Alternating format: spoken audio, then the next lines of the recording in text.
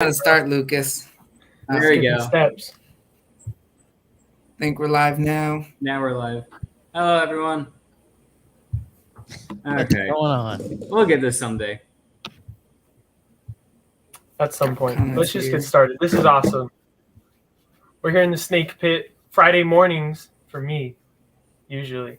Yes, this is new to us to come on so early, but we actually kind of like it. But how are you doing, Billy? I'm good. Well, besides what's going on, I'm good. Cool. Friday Love the 13th, good man. It's attitude. living up to its name, Shit. Exactly. Besides So all the glad you stress, come you on. got much done today? What's Work-wise? that? I said besides all the hectic craziness, you got a lot done today? No.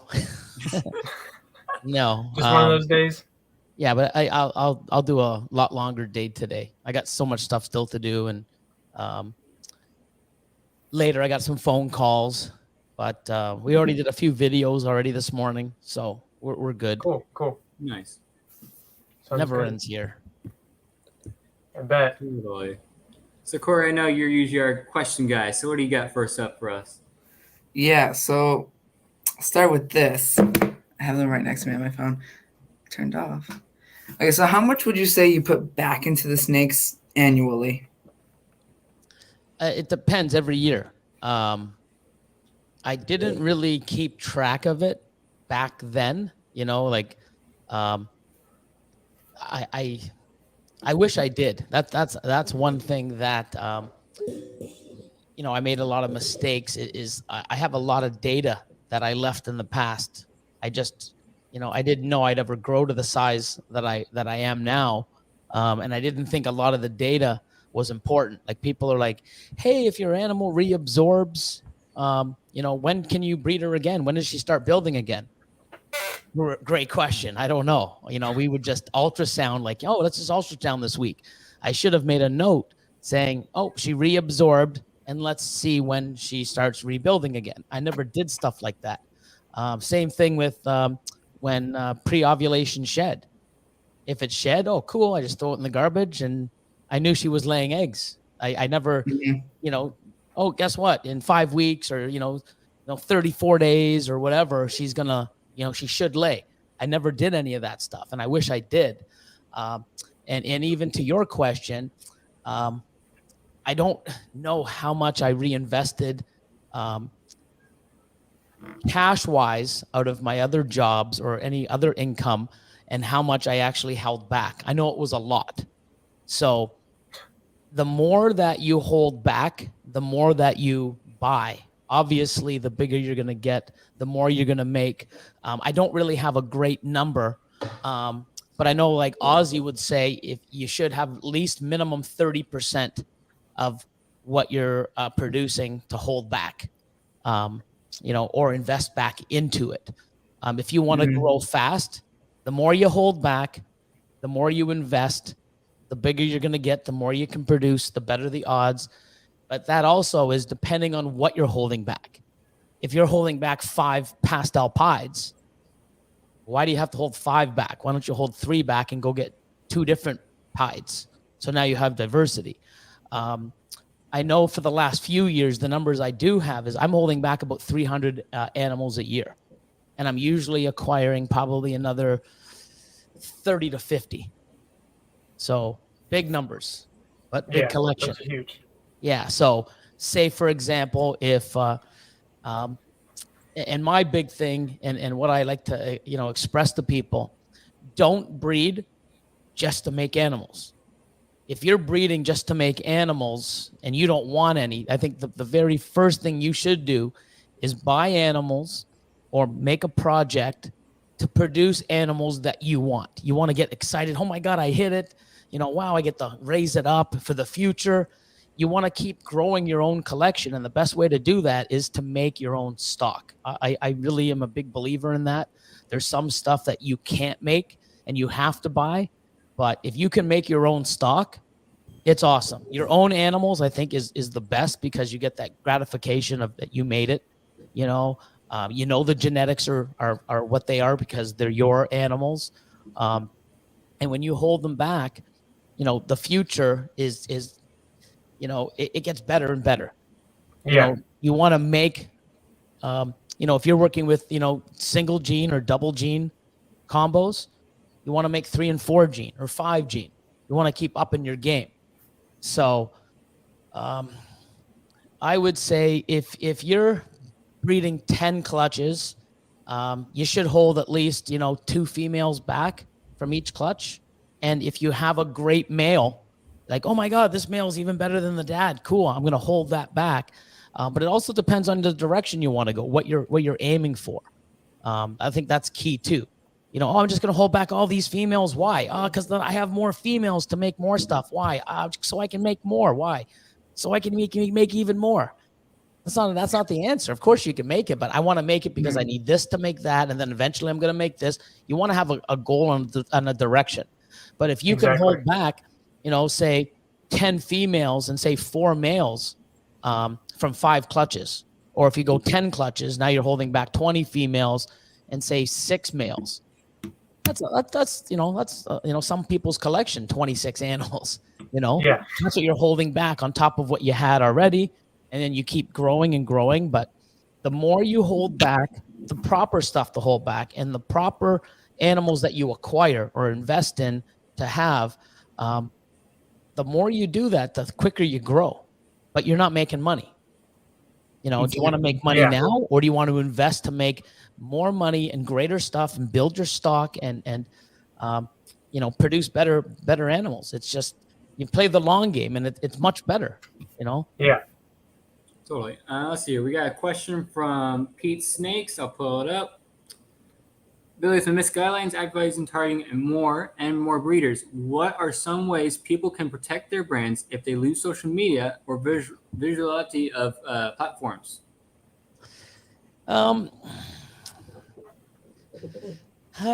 See, I mean, that's sort of new, and it's being thrown out at us as well. And like I said, I mean, I use the word, stock. Oh, you shouldn't use the word stock because, they're animals, and I treat them like, I use it because I'm doing this as a business, and I think of this as a business, but I have my collection. I care for my animals. We're not supposed to say certain things, like, hey, I'm, I don't know. There's a list of stuff that we're not supposed we shouldn't be saying. And I understand it, but it's hard, 10 years of me doing this as a business. And now I got to stop saying certain words. But if anybody knows me and follows me, I reinvest back into the business and I get better equipment and safety features for my animals. And I don't take any expense at my animals, but at the same time too, I run it as a business. But with everything coming at us, like, egg cutting. Oh, it's so bad. Yeah, no. To them, yeah. But I mean, do you want me to show you, every one of my clutches that pip and I lose 10 animals a year because they died and I could have saved it? And that's one reason why I cut, is because I've saved more animals cutting than I have. And it's funny because there's a clutch that we did, and some pipped on their own. The other 2 are dead. They died. I guarantee you, if I cut them 3 days ago, they'd still be alive. Exactly. And I remember that one video you did where you did that whole rant where some guy called it barbaric, which is like, how is that barbaric? You saved an animal. Yeah, and I did it, and people are like, if people don't want to cut, that's great. I don't have a day that I cut. I know when to cut. At least I feel I know when to cut. It's not a certain day. It's not, it's day 52. Let's cut. Not if those eggs don't look good. I don't cut. I just did an egg cutting, and we went, and all of a sudden it's like, wow, this one here is like 2 days later. Does it look good? Let me see. I pulled it down. They were, 4 were already pipped. Yeah. But I cut the ones that were supposed to pip 2 days earlier. They weren't pipped, and I cut them. Oh, you're so bad for cutting. They could have pipped in the next half an hour. Yeah. And then it's funny that I go a clutch that was 2 days later than the ones I cut that didn't pip, and they're already pipped. So, they're not. It's not a certain day. It's not. I just feel comfortable, and I'm going to do it. And it's so controversial. There's people, don't keep them in tubs. That's so barbaric and it's not good. I truly believe you got to do what you feel what's best for you. No matter what I do. Oh, you know what? I'm not doing any more egg cuttings. I'm not going to say the word stock. I'm going to call them pets, and I'm going to do all this. Well, what about the other 50,000 people? Yeah. Unfortunately, one person's actions isn't going to. So if everybody says, okay, no more unboxing videos, no more egg cutting, no more feeding, no more this, no more that, no more showing your facilities, I'm down. If that's going to happen, it'll never happen. If I do everything perfect, that, oh my God, Billy's changed so much. That's awesome. They're going to use everyone else's against us anyways. Exactly. Yeah. Totally. It's a tough subject and it sucks because I've been doing this for 20 years. It's my life. It's my livelihood now. I put everything in. I don't see myself ever doing anything else. It's tough because, it's going to affect me, greater than many other people because it's like, oh yeah, we lost our pets. Oh, it was great. I had a little hobby. This sucks. It's going to really affect me more because it's my livelihood. It's 20 years of my hard work and my love. And it's going to be, all the rest of my years. So if it's going to really, impact, I'd be the first person to say, oh God, we got to do this because, I think if they want us, they're going to get us anyways. I do believe that we should be, I don't do live feedings. I've done one or two, but it was more of a teaching, video, not like, hey guys, look at this rat getting cool, eh? Educational on how to feed your hatchlings. That's the one I remember. I've done that one, and I've done another one on Patreon. I think I did another one. This is like, look guys, look how many animals we feed. Wow. And it's great, but anybody that I want to, show stuff is people that already have animals. Yeah. I understand. They can do. Hey, you guys want to watch, animals or rats get eaten by your snake? Just go downstairs in your basement or your garage or your living room and watch it yourself in real time. So I don't believe in that. I think that's a lot worse because there are, cute little rats, and people have rats and train rats, and they have pet rats, and I understand it, and especially live where you hear them squealing and stuff. I understand where someone looking and is like, "Oh my God, poor animal! Listen to it squeal." We're used to it. We understand what we're doing, but to people outside, it just doesn't make sense to them. What I wanted to say about the tubs, it's people need to understand. And these snakes, especially ball pythons in Africa, they're going to be looking for dark, humid holes, and that's exactly what. Yep. Everybody knows it's real hard to keep a ball python in the tank. Yeah. Now the thing is though, is looking from the outside and not having any understanding of some of the species that we keep. Yeah. Like I'm getting into some lizards, and I want to get into some really dry species, and one of them is going to be ornate mastics, or however you say it. I don't even know how to say it. See how new I am? I got to learn mastics, whatever it is. I got to learn the lingo. Yeah, you have a very cool tarantula. I need UVB. I need a basking light. I need a water dish. And someone said, "Oh, they don't need a water dish." I'm like, "What do you mean they don't need a water dish?" They don't need a water dish because I'm like, "Oh, so I'm learning this stuff." But if I see an animal in an aquarium or an enclosure, and it's like, oh my God, poor animal doesn't have any water.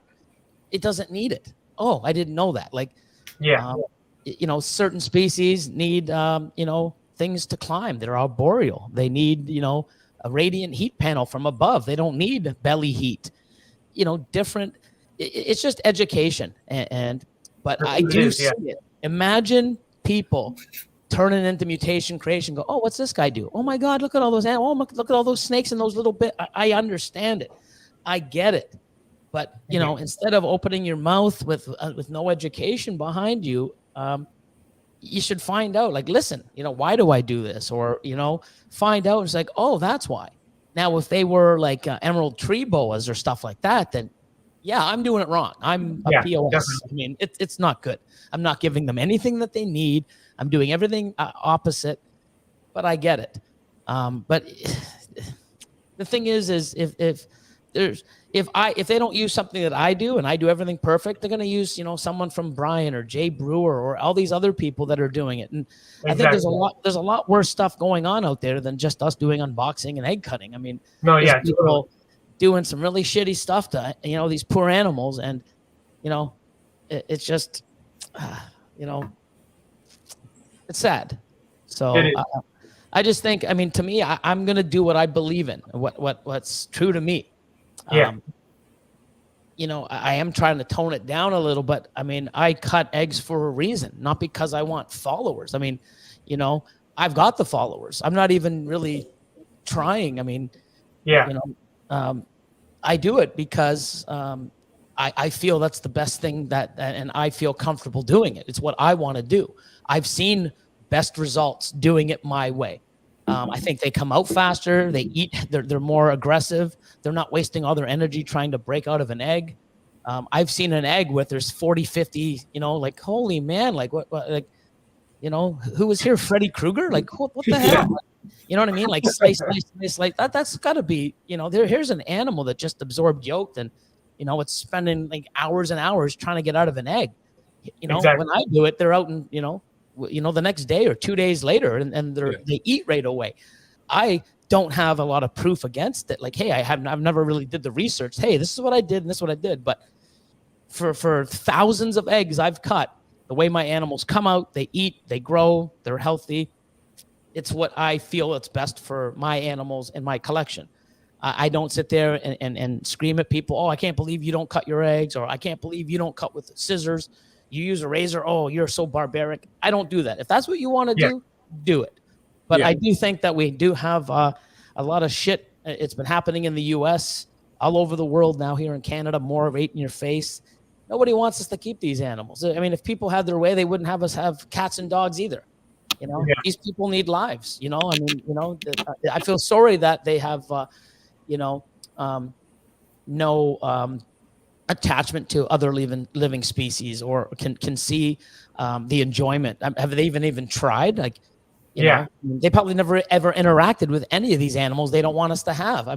It's their loss, because some of these animals are amazing. I have many people that they use these as support animals, and I think it's incredible. It sucks. I have a lot of parents that have come to me, seen my YouTube, and they came to me because I have ADHD and OCD and mild Tourette's and everything else. Who knows what else I have? But they've come and it's like, hey, you know what? Our son is autistic, and they've come to the facility and, they bought an animal and they're like, man, this has been so good for him. The only thing that is difficult now is trying to get the animal away and put back in the cage, because they never want to let go. They keep wanting, they really, it's such an awesome interaction with the animal.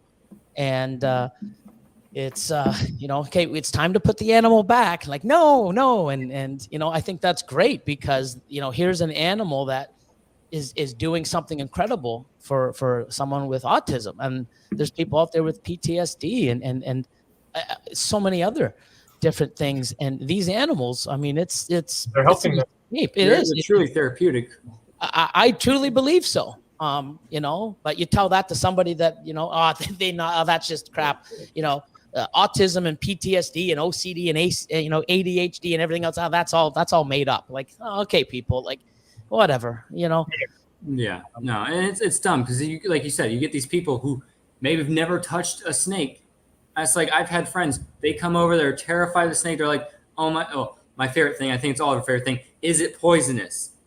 Everyone's gonna ask that. But then once they touch it for that hour, or they're holding it, whatever, then they love it. And I had this year, I had 5 friends ask me, Nico, where do I get a good snake? What should I get for a starter? And they love it. And it's incredible to see, because people don't realize how amazing these animals are. Yep. Yeah. And everybody will get something different. When I got into this, I got into it because I was just fascinated with reptiles and all species in general. I had a bunch of everything when I first started. I didn't sit there and go, oh, I'm going to get into ball pythons because it's such a great business. That took me years and years, and probably 10 years into this industry where I'm like, I want to see if I can maybe turn this into a business. Yeah. Where it was just me making stuff, buying stuff, enjoying what I had, trying to reproduce, and then having that, oh my God, this is so amazing. And seeing, and I grew into where I wanted it to be a business. I didn't sit there and buy my first ball python 25 years ago because it's like, oh man, I'm going to buy this. I'm going to make a business. I'm going to be at the top. This is so crazy. I mean, it grew to that. But at the same time too, my collection is also my business. I make money from these animals, and the more I make, the more I can grow my collection, the more I can put back into these animals. And there's a lot of other things that I'm investing the money that's so bad that we make off these animals. I mean, I'm spending more on better bedding. I'm spending more on safety precautions, and invested in the app Husbandry Pro. So now we can I can actually get, like I said, all that data that I left behind. And now I can track it easier with a phone and scan it and just put it on the computer. Now I can go back and look. So now, in years to come, it's like, hey, why, when did you do this? Well, I've had 17 females, and this is roughly, where they were and when they started. And, so I would look, I can give a better answer to these questions. And even though I've had, 10 years plus of, very good breeding seasons, I never tracked any of that stuff. Yeah. So I think it's definitely amazing software to have. Yeah, I love it. I know it's getting better and more stuff's coming, and Kat's beside me right now working on it. That's awesome. Hey, Kat. I love those cards. Yeah, those are cool. So Kat sat with me for like an hour figuring out Husbandry Pro when I first got it. That was so crazy. What's up? When you came, I guess it's opposite. I went this way. Yeah. Inverted. Yeah, for some reason we're inverted, so everything's the other way around. It's okay. I'm half-assed backwards, up and down, left, right, most of the day anyways. I'm used to it. I feel that way. Yeah. So what got you into like the lizards and stuff? Because I thought it was super cool. You brought in that caiman. Yeah. Well, that was Kat's doing. So but, what happened was because at the old facility, I did have some, I had a trio, 2 trios actually, 1.2, sorry, a 2.4. Yeah, 1.2 divided by 2.5. See what I mean? Half-assed backwards. So looks like Chad's taking demands now from Austin. Austin, give me a coffee, bitch. That's from Chad. Holy shit. So they locked us in. So what happened was at the old place, I had some blazing blue collared lizards, and they were awesome. And I also had some dart frogs, and I started off with, lizards back in the day also. I had chameleons, lizards, frogs, you name it, ball pythons, corn snakes, king snakes. It was just cool. Bearded dragons. It was just so awesome. And then all of a sudden I had to get rid of it. I didn't have to get rid of it. I got rid of it to just do ball pythons and concentrate on that. It was the greatest decision I've ever made. Yeah. But at the old place, it was like, awesome. This is great. Like, something different, like color. And like, these are really awesome animals. And then of course it's like, oh, I'm growing. Well, where am I going to put it? I don't know. Let's get rid of the lizards. So I found 2 awesome homes for the 2 trios, and the dart frogs went to some friends as well. And, kept putting in snake racks and growing, my true passion. Over there, I didn't have the place, and I wanted to get stuff like, I'm thinking, wow, Derek's reptiles. No, don't do that. Because you know what, when you get so many snakes, you're going to need your son to help you clean them. And come on, man. Like, you think ahead. Like I always said, plan ahead. So I'm selling all my kids. No one's having kids anymore. No one's going to. The young generation breeders is gone. Yep. And the old facility, I had it like 82, 83 ambient, and I wanted to get some, red-eyed crocodile skinks. And all of a sudden, the highest they can go 78. So that was no, that can't happen. So now here I have all this room. I want to get into a bunch of species. I got Fiji iguanas coming. I got ornate Euromastix or Euromastix. Oh, cool. I don't know how you say it. Is it Mastix or Mastix? Mastix. I say it I've Mastix. always heard Mastix. Euromastix. Okay, there you go. I got to work on that. And then I'm going to get into, I'm definitely going to get some red-eyed crocodile skinks. Oh, We Those got guys are pretty cool. I've been eyeballing those for a while now. Yeah, And your super cool stuff. tarantula collection is pretty crazy. Yeah, and I mean, it's just I get to have some really cool stuff. I'll probably get some frogs and some other stuff down the line. But Kat messaged me. She went to a place called All Reptiles here in Ontario. It's an awesome pet store, and they do. I shouldn't say pet store. I should say reptile pet store. Yeah. I don't believe they don't have anything for cats and dogs, do they? It's just pure reptiles. Yeah, it's a pure reptile store, which is awesome. And she was there picking up some stuff for some of her animals, and she's like, "Oh my God, aren't these cool? Look what they just got in." I'm like, "What the hell are those? Those are so cool." It's like, "Oh, they're caiman lizards." I'm like, "What the hell is caiman lizards?" So I'm going on looking. I'm like, "These things are sick." They're pretty cool, yeah. Yeah, and then I was looking about this hobby. There's so much. Yeah, it's crazy. There's and then too much. Yeah, it's crazy. There's a whole many different species you could keep. Yeah, I'm doing the research on it, and then I'm like, "Wow, they're cool. Like, how much are they? Can you send me some more pictures?" She goes, "Oh, Billy, I've already left." I'm like, "Damn, okay." And then she came in the next day. We talked, and I'm like, "What did they do?" And I started learning more about it, and it's like, "Okay, let's get a temporary enclosure because I didn't have anything. I wasn't set up for any animal like that."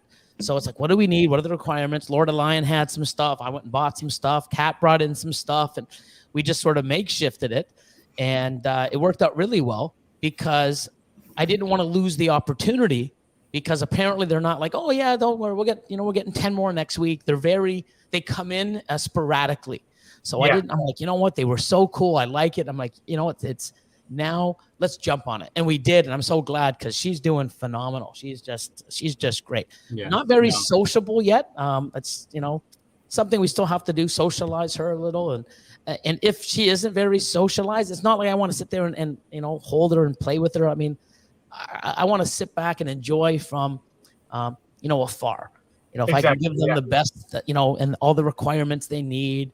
She gets fed really well. She comes and she's tongue fed, so we've trained her to do that.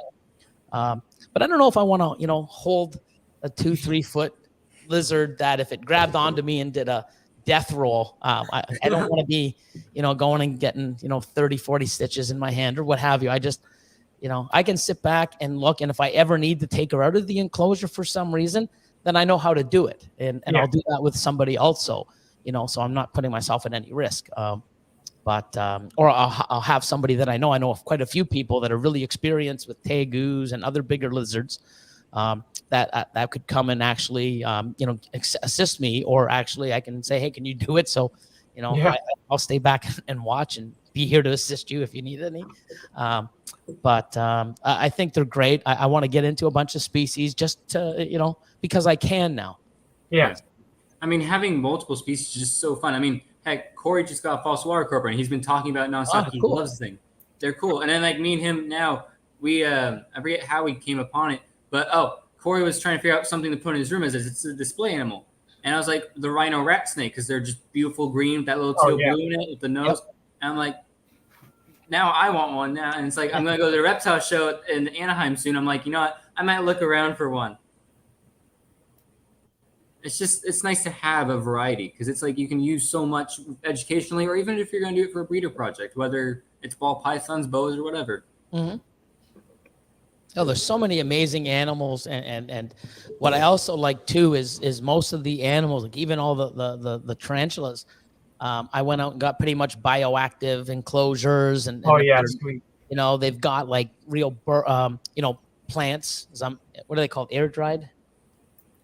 Plants, and I've got some stuff that I have to water. I've got real bark and real nice, and they all look different, and so it's very visually pleasing. And even in the back, I got those two paludariums where I got awesome living plants, and it's just so amazing. Wow. The color of the green and all the stuff living and growing, and it's just so cool.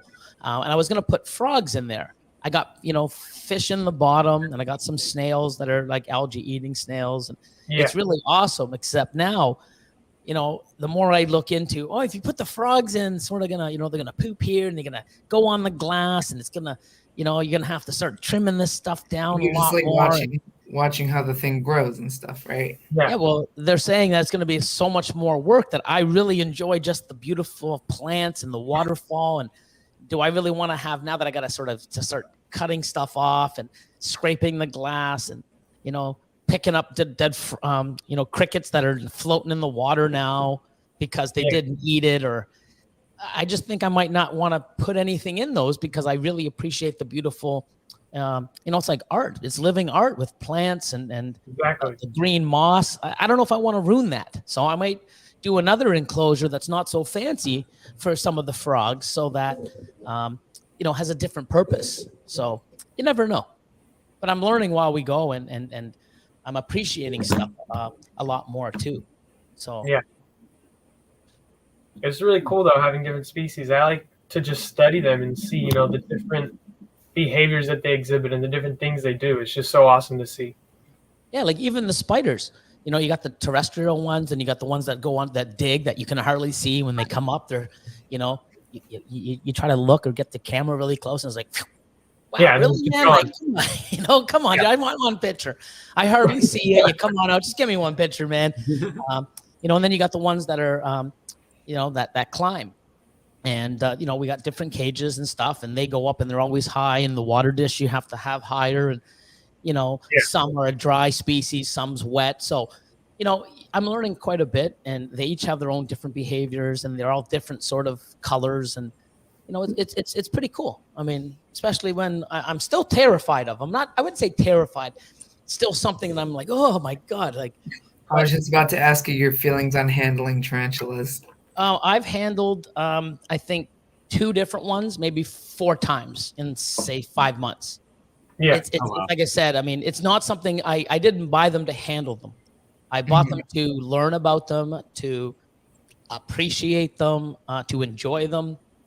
If I don't, have to touch them, then I don't. It's not something that I feel that I need to. But if I do, I would go and have somebody with me that's more experienced. Lord of Lion's done, even Austin's, in such short time, has learned quite a bit, and he has no real fear with them. So, yeah. But I mean, if that's something I want, I'll go towards that way. But right now, I just want to enjoy them and appreciate them and learn more about them.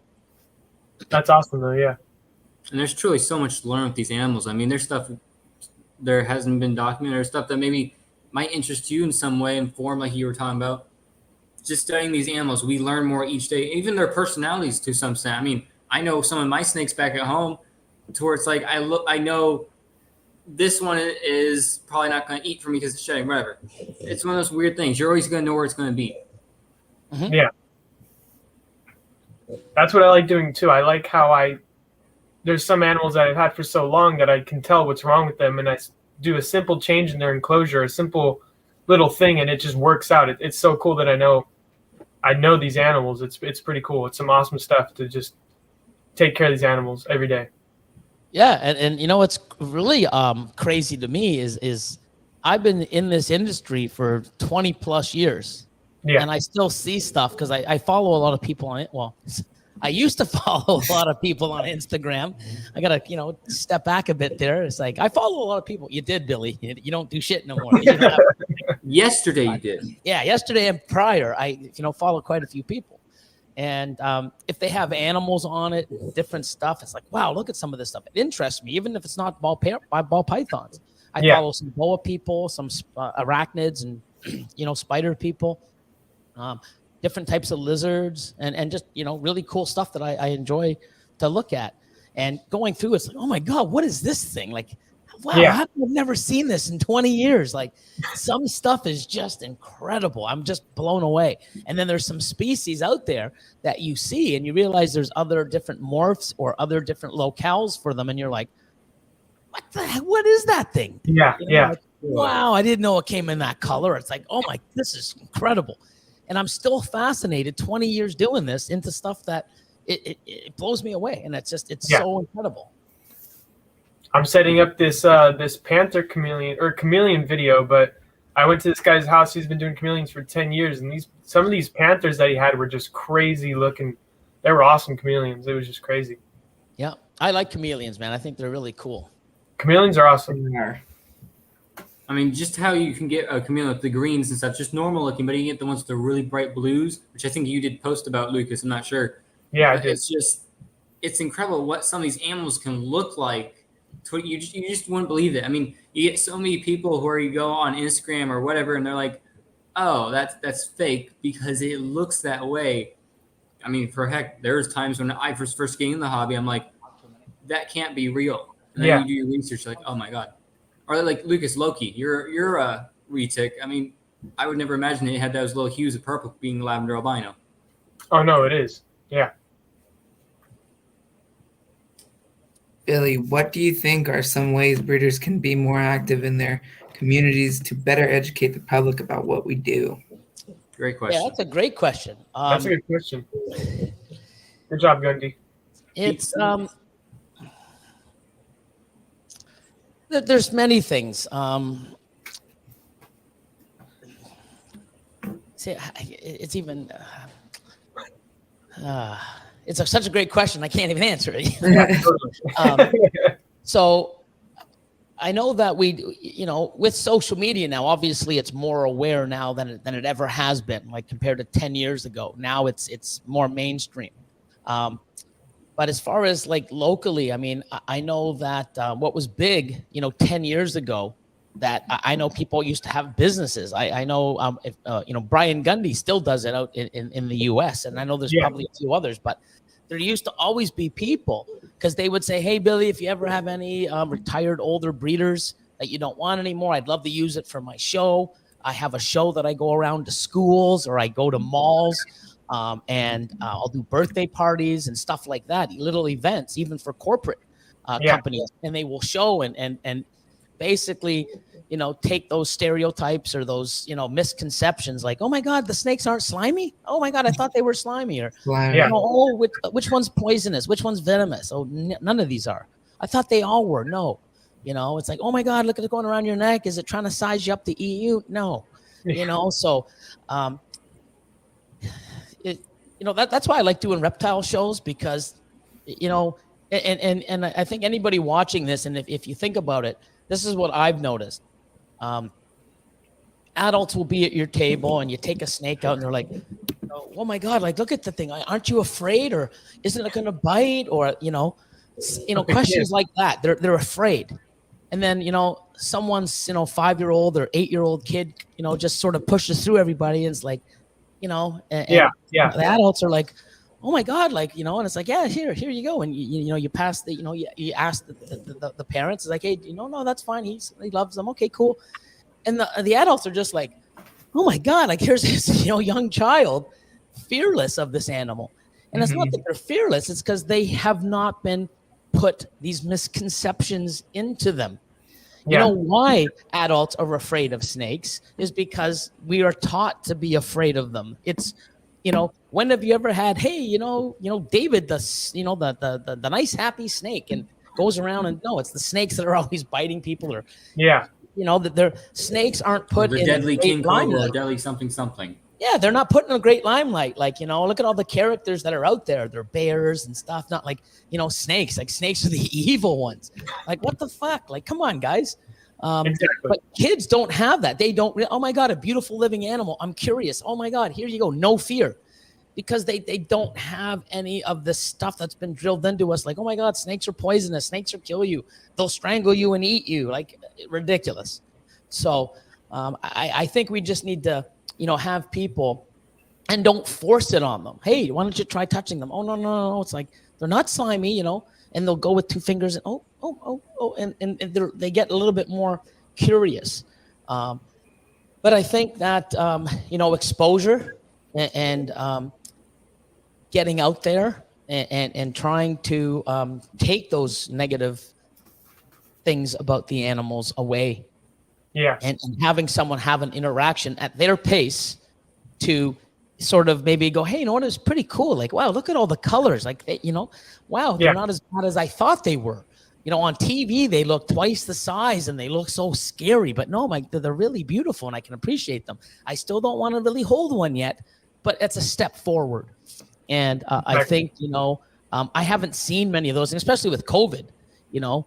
Yeah. But back then, there was so many people doing these shows for schools and stuff like that. That I you know, either I'm too busy or I just haven't seen anybody, you know, Yeah. over the last few years really do that. But stuff like that, I think, is great for education. I know Brian Gundy in the U.S. He's, you know, there's a few people that do that, but I know he's Yeah. one that's been doing it for friggin' ever. And I mean, he's just awesome at that, you know, educating and Brian's showing amazing. people and you know, getting people. There's one thing now, like even now, I mean, I have people that are like, Billy, I followed your page, and like, I can't believe like you can make snakes like this. They're beautiful. You never would have had that 10 years Yeah. ago. You know, it's like, you breed snakes. Wow, I don't even want to look at them. No, they're scary. They're ugly. No. Now, because it's so mainstream, people are like, you know, really, you know, seeing Yeah. the beauty in these animals. And, you know, some of these animals don't look so scary like, you know, they're portrayed to be. I Yeah. don't know if I answered his question, but, you know, it's, I mean, we should all, you know, try to, you know, educate people and not push it or force it on people, but just sort of, you know, do it at their pace and sort of, you know, answer the questions like, oh, is it poisonous? Is it venomous? No. Are there venomous and poisonous snakes? Yes. You know, Yeah. but I don't work with those. I don't know much about them, so I can't talk about them. But, you know, don't try to, you know, talk about stuff you don't know, you know, Yeah. because it's even worse where, nope, the guy that I was talking to, you know, he had some snakes and he said, even if you get bit, it doesn't hurt. Nothing's going to happen. Like, what idiot is this? Like, you know, like, wow, you know? Yeah. And I know Yeah. because like during Go ahead, COVID, Ian. Nico was actually given the opportunity. He did a couple of virtual reptile shows, which was pretty cool. Oh, cool. Yeah. Yeah, it was a lot of fun. I did a teaching thing for high school before I graduated. I went to my old elementary school, and the teacher knew I had reptiles because every now and then I'd show her a picture of my retic or my Mexican bee lizard or something like that. And then during COVID, randomly, she messaged me. She's like, hey, Nico, it's almost Mother's Day. Could you explain how snakes kind of take care of their young? I'm like, it's going to be hard to do, but I can kind of show off some cool, pretty snakes and stuff. She's like, okay, sounds good. Then over time, I just kept doing it, and it's a lot of fun because the funny thing is, since it's all on Zoom, they're all at home. I'll see parents kind of looking over like, what's that over the screen? I'll see little heads pop out, and then it's like you get those kids where you see them, and you're like, they have amazing ideas. Like there's one kid, and I remember him personally just because he had so many amazing questions that it blew my mind. Like I was not expecting it. He asked me, he's like, what was it? I brought out my Dumo's ground boa. He asked me, so where's that from? What does it eat? How big does it get? I'm like, good question. Yeah, Blah, blah, not blah. like, is it venomous? Is it this? Is it going to bite me? Yeah, stuff that is curious to find out, you know, about that animal, not just like, you know, is it going to kill me or hurt me? Yeah, I mean, I think that's great, especially coming from someone young. That's awesome. I mean, these were 8-year-olds. And the thing that was even cooler is I always will say, hey, my Instagram is Nico B from Embryo Exotics. His parents messaged me that same day asking, hey, can you send us more info? He's so interested and he wants to get one. So I did. I recommended a few guys. I recommended you. I recommended a few other guys for snakes. And it's like these guys have amazing pages. You can see the different morphs that I don't have and kind of improve. It's just so cool. Had amazing pages. Had amazing pages, but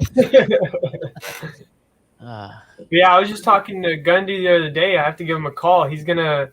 I want to start doing shows too like that, like at schools. I know my little sister goes to elementary school. She loves everything that I have in here, and I want to spread that around at her school and see what happens. But Gundy's going to help me out with that, so it's cool that he's in here today. Oh, that's amazing. And I think it's great just for, you know, awareness and having people's misconceptions, you know,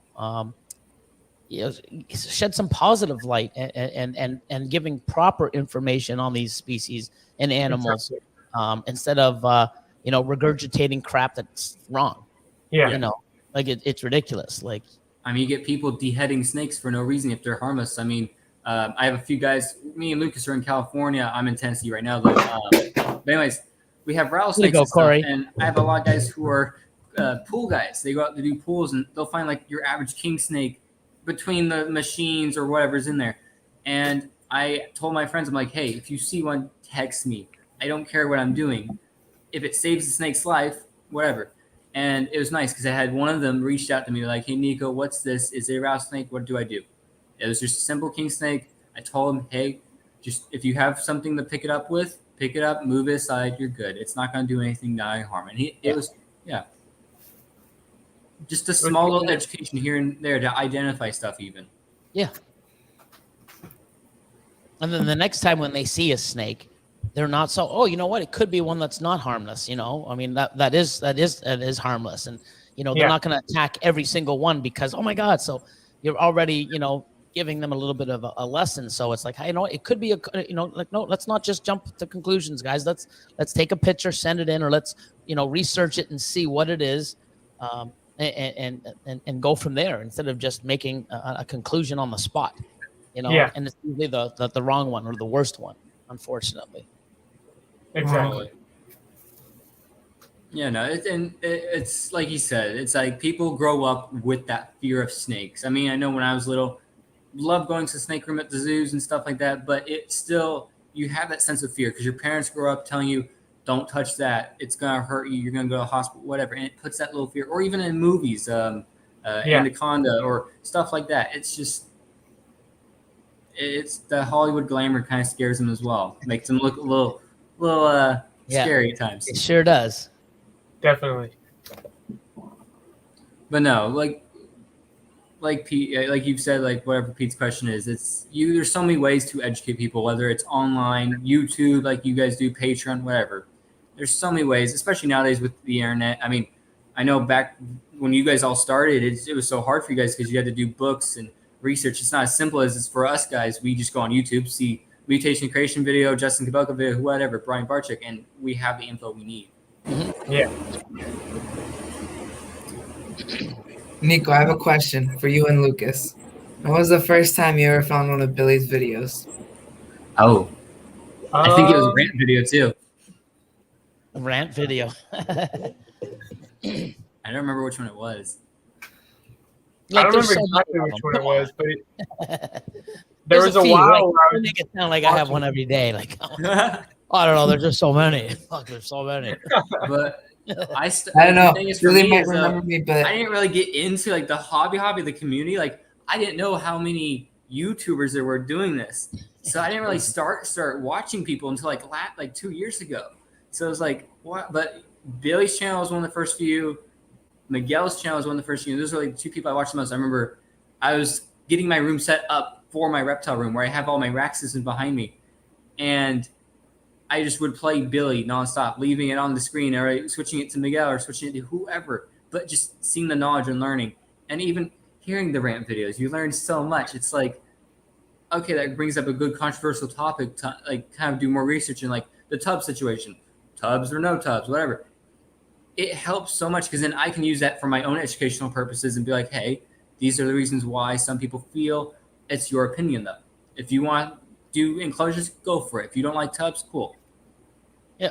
The way I really want to come across is do what you believe and what works for you and what you like. Okay. If you don't like what someone else is doing, then don't like it. But don't jam it down their throat that they're doing it wrong or there's only one way. It really stresses me out. It does. Like, it's like, really, people? Like, come on. You know? Yeah. No, the only way you can cut is with a razor. It's straightforward. Okay, well, what about the people that don't want to cut? What about the people that cut with scissors? What happens if people, wait till one pips and then cuts? And I've had somebody too. I don't have it now on my Instagram, but I know how to reach out to the person. They're like, hey, I don't want to cut. I've had a bunch of people tell me not to cut until one pips. It's day 58. And I'm like, ooh, what do you incubate at? I'd be cutting them like 3-4 days ago. They look good. It's like, yeah, and finally one pipped. They cut the others all dead. Oh, I'm like, and they felt bad. It's like, you know what? I mean, I can't really say that if you cut them 2-3 days earlier, they all would have survived. I can't, I'm not a mind reader. I've also had people that have reached out and they're like, I don't know if I should cut or not. I mean, they look really good and I can feel the snake. And I'm like, well, I don't want to say what you do, but if those were mine and I see the video and they're feeling it and I'm like, I would have cut by now or I would cut now. Not telling you to, you got to do what you feel. And they actually said, you know what? Okay, you know what? If you would, and I was like, yeah, I wouldn't tell you anything false. I would, if they were mine, I'd cut. And they cut one, and when they were cutting, they had a twisted umbilical, and they're like, wow. And it's like, oh my god, what is this? And I'm like, oh, let me see that. And it's like, that's a twisted umbilical, and they're doing it on what do you call it? It's not a live. FaceTime, yes. And I'm like, oh my god. I'm like, yeah. It's like, oh my god, what do I do? And I'm like, okay, sort of look which ways, what, and they're trying to hold the camera and move it closer, and it's like, okay, no, back up because it's out of focus, I can't see.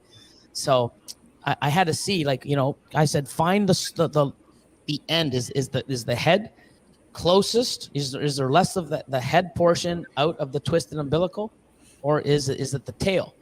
And I don't remember which one, but they said, I'm pretty sure it's the tail. And I'm like, okay, get the tail and sort of push it towards and sort of pull it so it unwraps. And they did it. And then like 4 or 5 days later, it's like, the animals, it's come out. It's off of its umbilical cord. And I mean, and I haven't heard back that the thing is dead.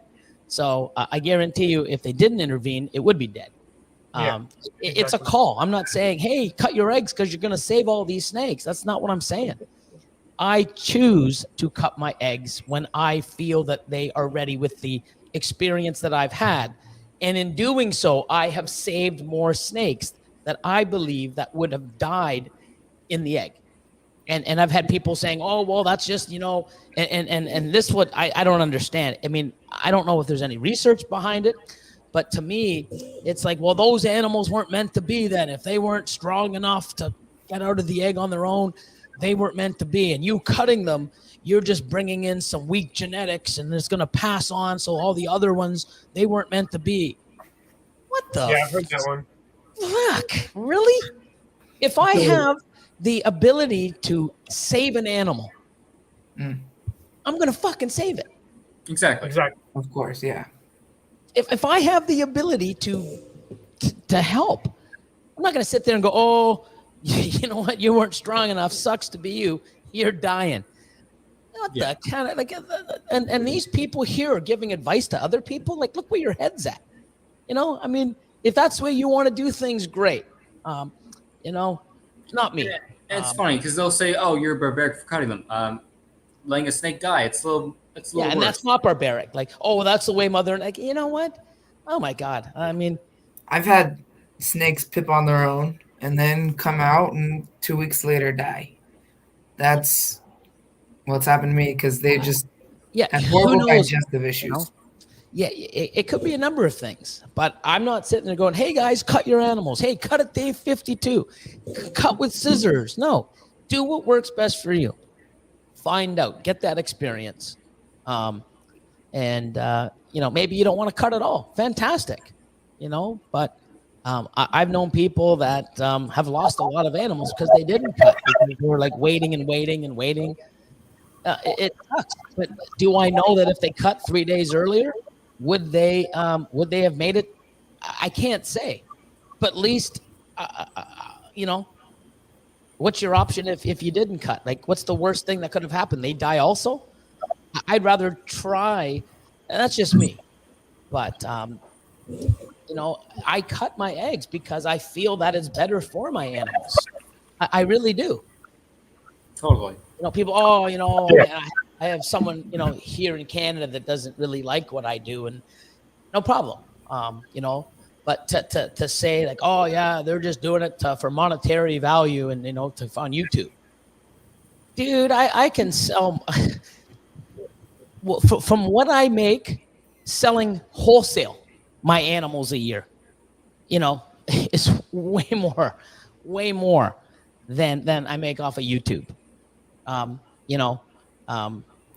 I sell animals. I have people that call and do $65,000 packages, 30,000, 20, 10, 15. If you really think I need to cut eggs every single day and put all that work in to make $2,000-$3,000 a month,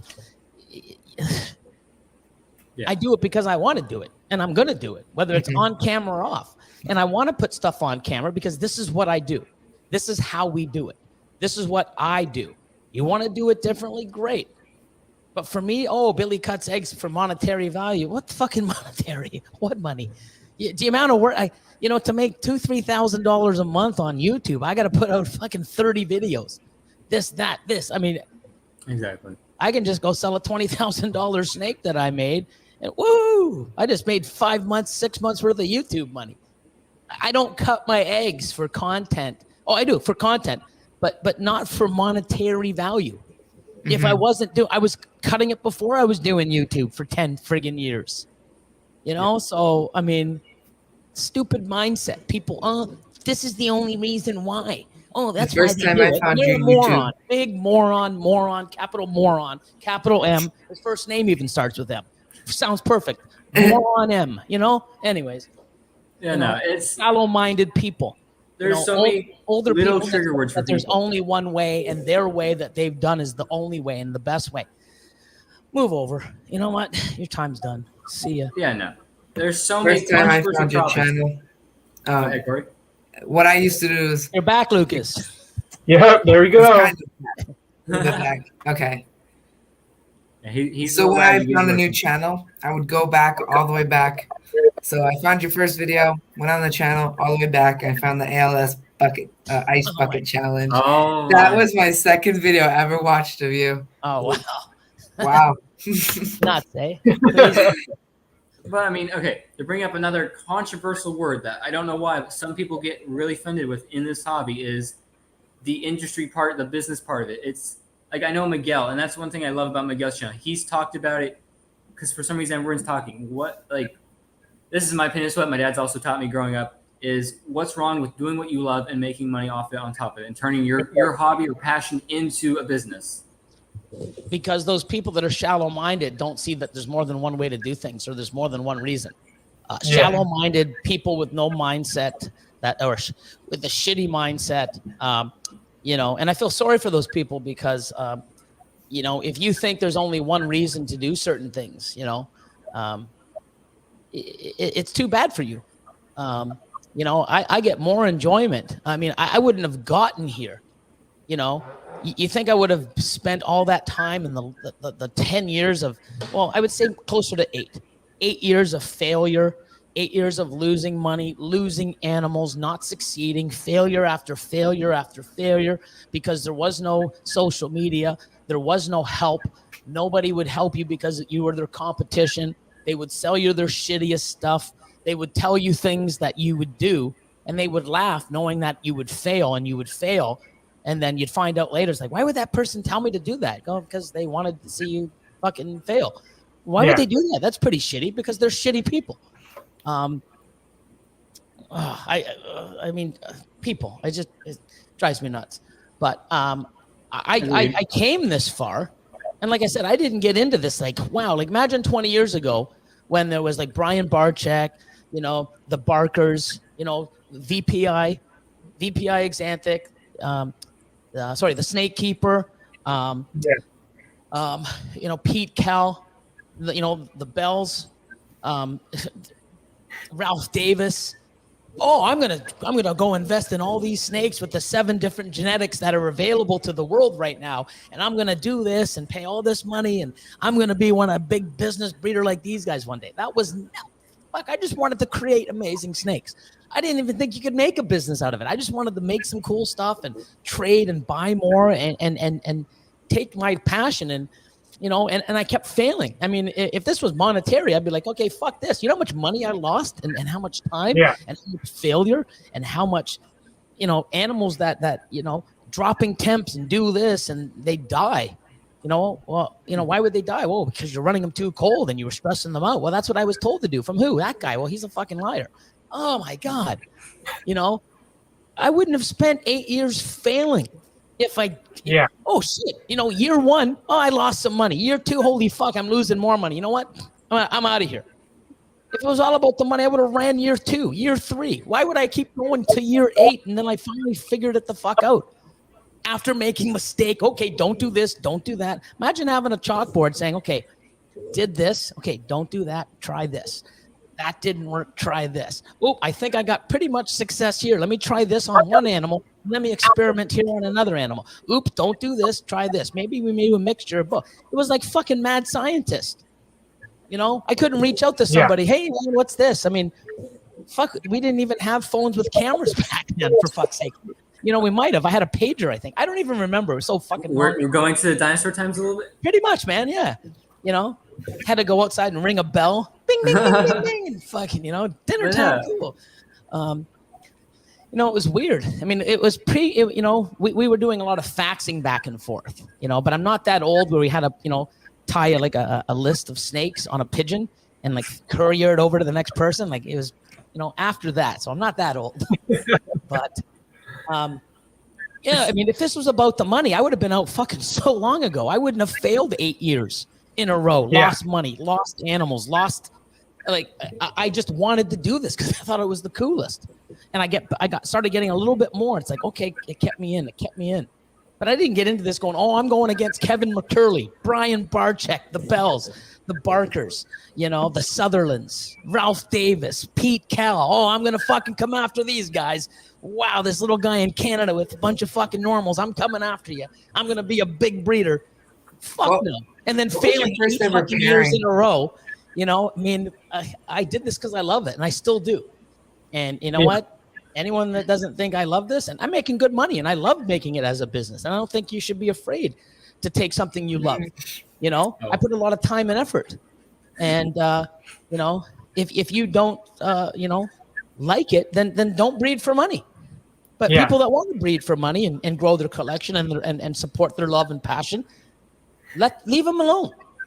Not everybody has to do this as a business. You want to have a nice collection and breed and enjoy what you're doing and love them? Phenomenal. You're not going to see me going, oh, you're an idiot. You should be pounding money out of this. Like, no. Whatever you want to do. But if you want to make money out of this and turn it into a business and grow that way, that's why I have Patreon, because I show you how to do it and I teach you how to do it. Not everybody's going to be on my Patreon. Not everybody on my Patreon wants to be a big breeder. Some people just want to take what they have and grow slowly and just, you know, do it right. And some people want to take it and become a monster like me. But you know what? When they get halfway here, they're like, fuck this, man. Oh, my God, Billy, you're an animal. Like you and your crew, thumbs up, man, because I'm half your size. And, man, this is nuts. You know, grow into it. Don't just go into it, you know? Yeah, I mean, exactly. To your degree of, like, talking about back in the past when there was only 7 genetics and just the fun of, like, there's sometimes it's not even about the money. When I first got into this breed, I didn't think about doing a company. I thought, hey, you know what? I want to see a little orange dream in this and see what it creates. It's just the fun of making new stuff, making new mutations, new combos. There's so many things we can do. And then there's the new, like we were talking about earlier, different species. Hey, this species doesn't have an albino yet. This species doesn't have a morph yet. I want to make the first morph of that. I see an oddity. Hey, why is this different than this snake, its sibling? What happens if I breed it? Am I going to get a het or am I going to get a codom? What's happening here?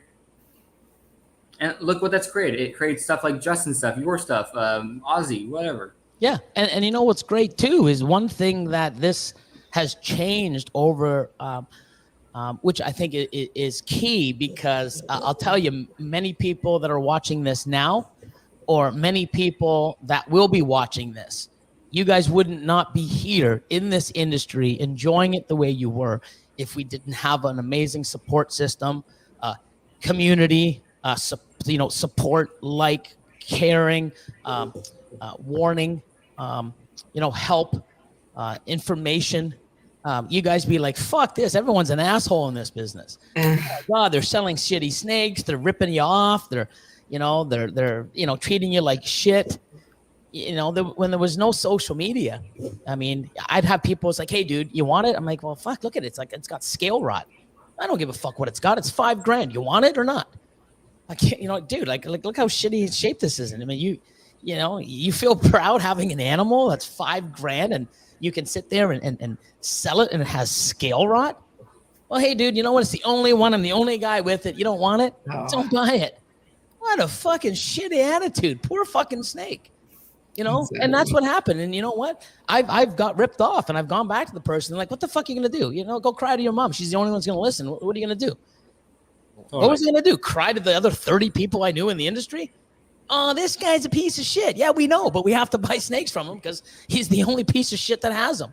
Oh, shit. Yeah, I guess you're right. Yeah, fuck. It sucked.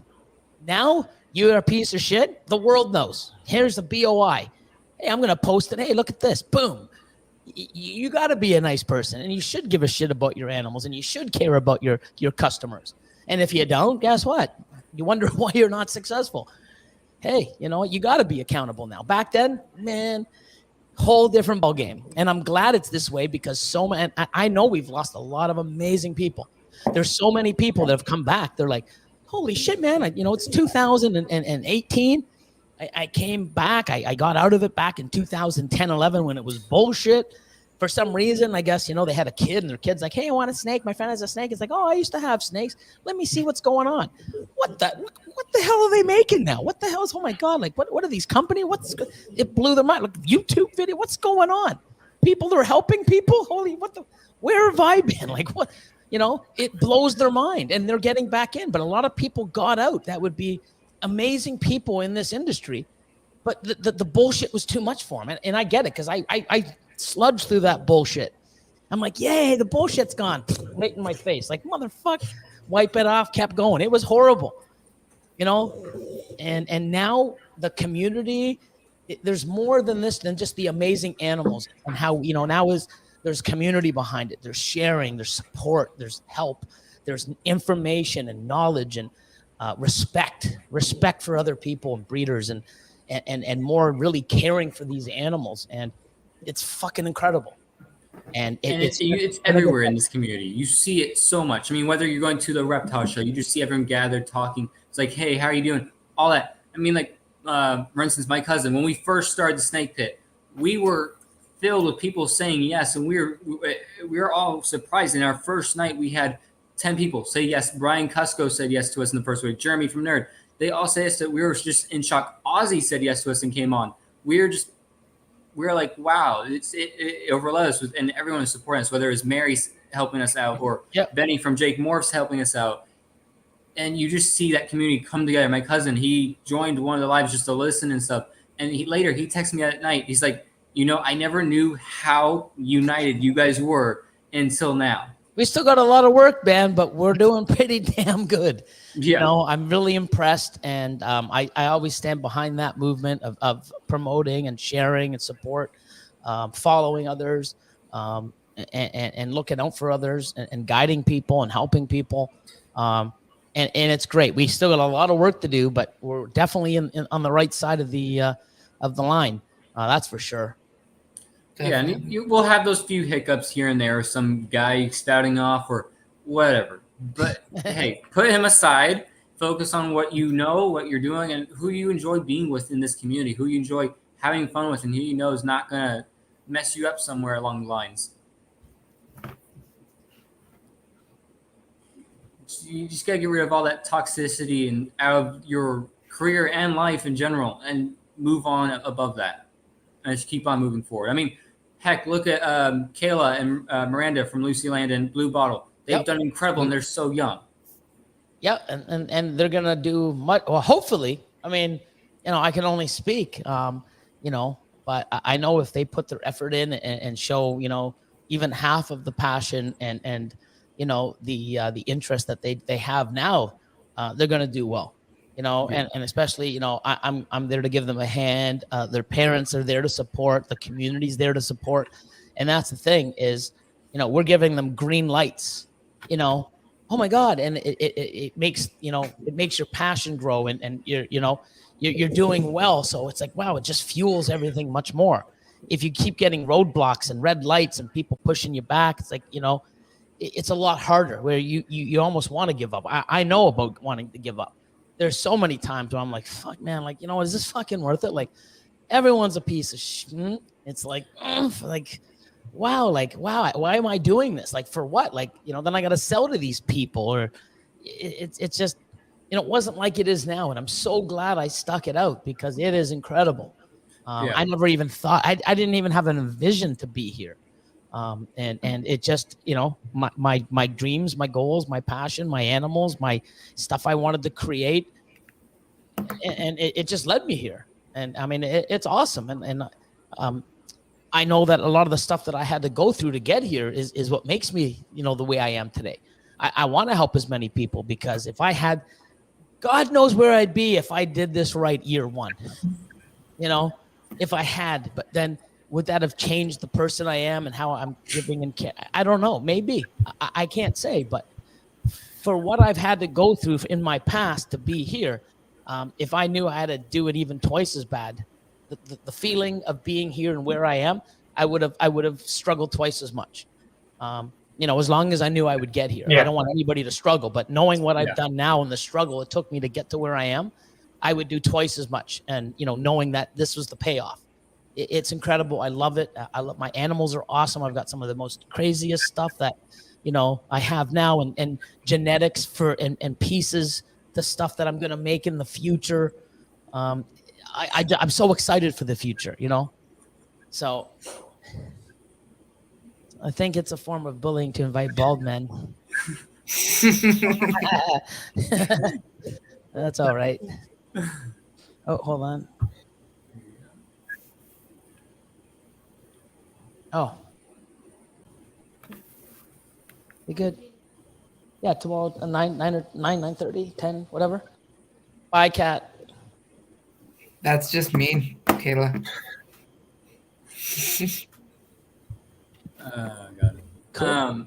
But yeah, no. I lost track where we were. We were talking about hair. Yeah, or lack of it. Hey, what were who the heck was this? I can't remember. Freaking Marvel Balls UK says you got perfect hair anyway, so. Yeah, I mean it is. It's But no, there's always going to be those dropping points in the community where you get your highs and lows. I mean, heck, I got first started in 2015 and I dropped out in 2016. Then I came back in 2018 and quitter. It's like you get those little ups and downs, but it's like, I mean, heck, now I started in 2018 again. I have 24 animals and I'm going to get more next month. You get addicted to it, but you also learn how amazing this community is. And I never knew it would be like this when I first got into it. Yeah. And I mean, the thing is I've done so much, and I'll admit I failed many times. I'm still failing here and there, but not to the extent where I was, now I know what I'm doing. I fail because it's something new or something I didn't know or something I didn't plan. Right now, we're going to fail with odds. Females going off of food, laying slugs, males going off of food, and that, so, okay, well, if that fails, how do I, get a backup? Oh, one female doesn't go, have multiple. So I've taken all my failures and all my successes, and I'm like, hey, here's a game plan. Like, what works? And I've been following it, and I've been teaching it for 4 or 5 years, and it works. And I had a person before Patreon back in 2018. I talked to them and I told them stuff, and they bought a few animals for me, and a lot of the stuff that they wanted, unfortunately I didn't have. So I'm like, hey, but here's a couple guys, and they went out and bought. And about a week or so ago, they watched my video, and they're like, hey man, I just wanted to say, I haven't really told you about this, but ever since, I got into this 3-4 years ago, and you taught me how to do this, I'm still implementing all that to this day. And I know he's doing well. And he goes, as you know, I'm doing well. And it's because of you and those fundamentals you taught me. And it's been there for my success. And even when I failed, I still did well. And I do that over and over. And it's, I just wanted to take the, personal message to you and thank you. And I know what I'm doing. I do it every day. Is it perfect? No, but it's, it works really well. And I'm trying to set people up to do that. If you want to turn this into a business, if you want to take your collection and do better. So many people have a collection and they have animals that don't even fit together. They have males and no females. Why do you have the male? There's things that you need to know. And that's what I teach. And everybody that does, I mean, I've had one person that I've probably in the last 2 weeks that he's been on looking at what he's doing. In the next 3 years, I've already saved him and made him probably $10,000 because, the way he was breeding, now he's got 3 clutches that he would not even have paired because he was breeding during October, November to February, March, the breeding season. You're only supposed to, no, you breed all year round. You breed when your females tell you they're ready. And he was doing this, and he had 5 females, and 3 of those females He's like, dude, I don't know what's going on. Like, I have 5 of these females. They've never bred for me. 3 of those females I've done 2 years in a row, and they never laid. And I'm like, well, you're breeding them at the wrong time, And he goes, no, I've always bred them like, October, November, December, January, February, and then I stop pairing them. And I'm like, oh. So I have a thing on my Patreon where you get a discount off of an ultrasound. So, of course, he joined up, blah, blah, blah, blah. Oh, I'm going to get one of these. That's a really good price. He went and bought one. He got it. And he's like, oh, so, and this is how I found out about it. He's like, oh, so, how do I get good at using the ultrasound? I'm like, well, you just, use a female. It's like, oh, but none of them I don't breed until November. I'm like, why? He goes, well, that's breeding season. I'm like, who told you that? Like the books, like from 30, no. I said, go grab, you have a bunch of breeder females, right? He goes, yeah, I got a whole bunch, 5 of them that haven't bred for me. 3 of them haven't bred for me in 2 years. He went and he popped it on, and this was a couple weeks ago. Okay, it was the end of July. So he's like, oh my God, they're at 20 and 22. I'm like, yeah, put the male in. I guarantee you they're locked tomorrow. So he called me the next day. Oh my God, all 3 animals are locked. I'm like, yeah, you're gonna put them again in 2 weeks, and then one more 2 weeks later, and you should be able to get 3 locks before they hit 3 mil, as long as they're building. If they're reabsorbing, you don't know because you don't have a starting point. But if they go, he's going to get eggs. Okay, so right now they're like a month away, so end of August, and then 2 months later, okay, September, October, maybe November, they're going to be laying the eggs. So when you were pairing them, they've been reabsorbing, and you're putting a male in with a female after she just reabsorbed. No wonder you're not getting eggs, because you're not hitting her during her cycle. He's going to get 3 clutches. And if those clutches are worth $3,000-$4,000 a piece, and I know they're going to be more, closer to $10,000 a piece, because I know the animals he has, okay? I just made him $30,000 instead of him waiting till November and doing it again. Oh, they didn't breed again. Well, yeah.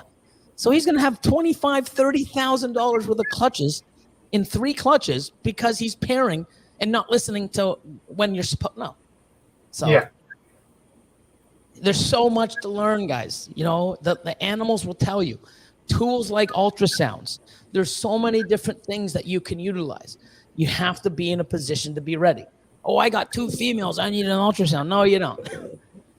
Time and place, So certain things like that. But there's so many things that people need to learn. And, it's amazing how people have been doing this for so long and they're doing it wrong. Oh, yeah. If I knew this 2 years ago, you know where I'd be? Yeah, I know. It sucks because I've been there too. Imagine those first 8 years I didn't fuck up every year. Wow, you know where I'd be? I'd be afraid to know where I am. But hey, guess what? You learn now. Guess what? Now you find out where you're going to be in 2 to 3 years. Knowing what you do now and making the changes. Yeah. That's the key. So, you don't know you're not doing it right until you're told. Yeah. Oh, I got the animals. I'm doing it right. You think you're doing it right. Oh, but I got a couple clutches. Yeah, that's great. But you could have better clutches. You could have more clutches. Oh, how's that? Well, if you did this. Oh, wow, you're right. Yeah. I wasn't directly told on your live. I knew how wrong I was doing it. So I've pretty much flipped my collection towards making 8 freeway clutches next year. Awesome. That was a 5-year plan, so. I love my freeway stuff. Freeway clowns, freeway pieds, freeway clown pieds coming.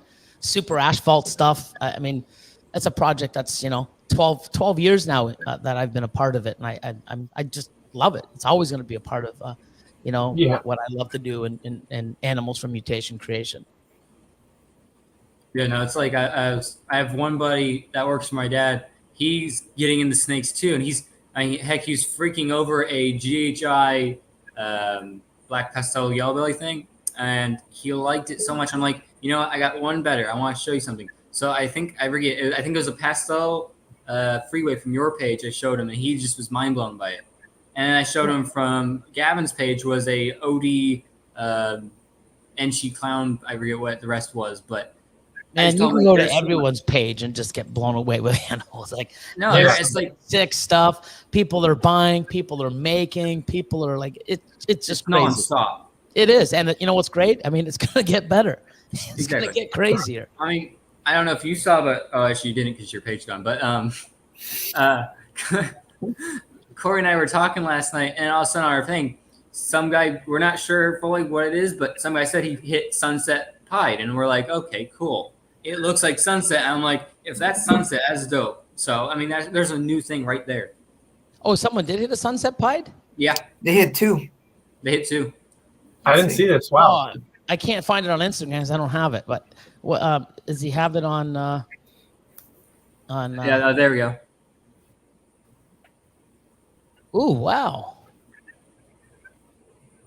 Yeah, that is nice. I like that they're Oh high. yeah, that's nice. They're high. That marking. Uh-huh. If I wonder if they put OD with that, if it brighten up the coloring a little bit. Ultra mouth. Oh, he's on Sack's side. He's on Nava's Reptile side. Who was the breeder on that, Corey? Who did the Sunset Pieds? Captive bred specialties. Oh, amazing. Good. That's awesome. I'll have to check that out. That's cool. Yeah, So it looks awesome. Oh, okay, there we go. But no, it's you see each day something new from whoever. It doesn't matter if they're big or small. You're going to get something amazing no matter what. Yep. I mean, heck, Corey had his first clutch this year. Amazing stuff. It was cool. Who's that? Corey. Who? Just screw with you. Triple C, baby. Triple C. It's like, Corey, you got to add some humor, man. Come on. Yeah, it's just you never know what you're gonna create. You never know who's gonna make it. There's so much. I mean, heck, there's days where I forget what I'm making too. I wake up, I'm like, oh wait, I gotta do this, this, and this. Yeah, I know what the thing is what's great is through social media and stuff, you guys now can see. You know, imagine you guys doing this and not seeing anybody showing off what they made. You have no direction. You don't even know what stuff looks like. You didn't know what to do. You just, wow, like, oh my God, this snake is for sale. What is this? Cool. How do I make that? Like, they weren't saying, hey, look at this, look at that, look at the combinations. This is this, and this. You were blind. You didn't even know. And you were making stuff just because, cool, this is what I could make. Or you didn't even know you didn't have Morph Market. Yeah, there was better stuff where it's like, oh my God, you can actually do that? We were actually afraid to make like double, 3, 4, 5. Oh, when we start making 6 gene animals, they're going to be defective. Oh, you can't make a double recessive. Like when I got in, what? Double recessive. And then, one came out and it's just like, oh, you can do that? Wow. And then, triple recessives come out and just like, wow. And quads come out. It's like, oh my God, like this is nuts. Sky's the limit. But we were afraid, because, Spider was around and we had like champagne and some other lethal stuff. And it's like, well, when we start making 5, 6 gene animals, they're going to be fucking all destroyed. We were, naive. So. And it just shows That's how much we've grown. It's just this community and the industry's grown so much. There's so much to see. Definitely. I mean, I went and visited Justin. My dad, he's kind of into the reptiles. He goes to the shows with me personally. And Justin showed him one of his, I think it was his Confusion Lavenders. And my dad sits there and he's like, how is this real? And for new people like that to see that, it's like, hey, this is what we do. This is why we do it. We get to make these amazing snakes, whether it's a double gene, triple gene recessive or something like that. Mm-hmm. No, definitely incredible, man. Yeah. The snake I fell in love with was Ozzy's Orange Dream Banana Pied. That's what got me into the reptile community, really. Yep. I just had a pairing or a clutch, actually. We just, it's probably airing either tomorrow or Sunday. I don't know how many videos we got in the queue, but we did a piebald female to a male that we got from Ozzy back in 2016. Wow. Orange Dream, Enchi, Yellow Belly, Banana, Het Pied.